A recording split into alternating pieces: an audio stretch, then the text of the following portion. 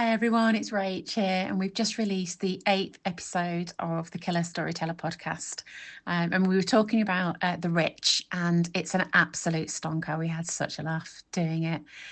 But we decided to do a short reading to go with the pod this time. And I chose chapter 31, which is on page 159 if you're reading along. And I think this chapter summarises some of the most important relationships in the book really well. So let us know what you think. I hope you enjoy it. Here it is.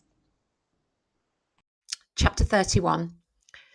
Saturday mornings are supposed to be elongated moments of succour after a busy week for all the family, a time to come together and rest. But at 3 o'clock this morning, I was still pacing around my bedroom, having moved there to try to get some more sleep.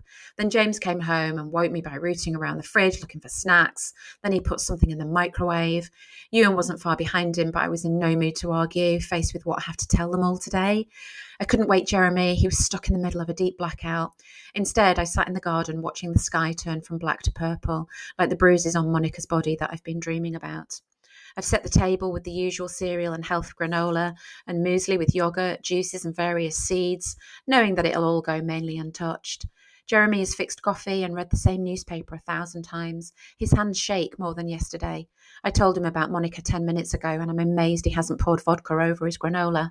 I see death everywhere, from a bird crashing into the pool house window to a slab of meat in the fridge waiting to be consumed. The children are oblivious because I guess Jeremy and I always look as though somebody's been murdered. James eats toast, perched on the windowsill overlooking the garden. Apart from our soiree in the utility yesterday, it's the longest I've been in the same room as him for weeks, and I study how he's changing before my eyes. He senses something is up, but then discord is our new normal. He told me as much. I catch him eyeing his father and watching his hand shake. "Can't you sit at the table like the rest of us?" Jeremy demands. "Like the rest of who, Dad?" James asked back, indicating the lack of any cosy unity around the breakfast table, so lovingly laid by the lady of the house. "If I didn't feel so wretched, I'd do a twirl." Jeremy looks to me for support, which isn't forthcoming. Then he tuts, going back to pretending to read the paper. James gulps juice and leaves after kissing me. Then it's Lydia's turn to join the family get-together. She emerges pale and waif-like, clutching a book, plugged into TikTok or some other electronic god.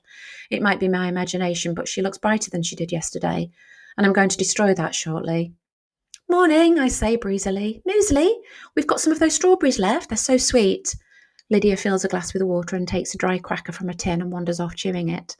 Ewan appears as I'm washing pots, trying to find something to do with my hands. I can't let everything fall apart because we've had dreadful news. I can't get a stain off a pan, and I rub it vociferously, as if everything is all its fault. "Sore head?" I ask Ewan, who Jeremy doesn't know crept in as it was getting light. He shades his eyes and squints, and I can't help mourning his youth. If I hadn't been a seasoned drug taker myself in my university days, I might simply think he was tired. "I feel a bit tired," he says, as if reading my mind. "You were in late?" Jeremy asks. He has no idea. He's tetchy because I was able to answer the phone to Tony and not him. Now the thunder from his missed opportunity to play a role has been stolen. Ewan takes a piece of bread and smothers it in butter, then stops to watch the TV. The bread slips out of his hand along with the butter knife, and I follow his stare. Jeremy hears the clatter of the knife and puts down his paper angrily. I forgot that the discovery of Monica's body might be on the TV and we haven't told the kids yet. But it isn't about Monica. A report on a local boy has been played over. Police tape seals a field near the wreck. My stomach hits the floor, and I examine Ewan's face for telltale signs he was indeed there last night. I'm going to leave it there. Great, Yeah. okay.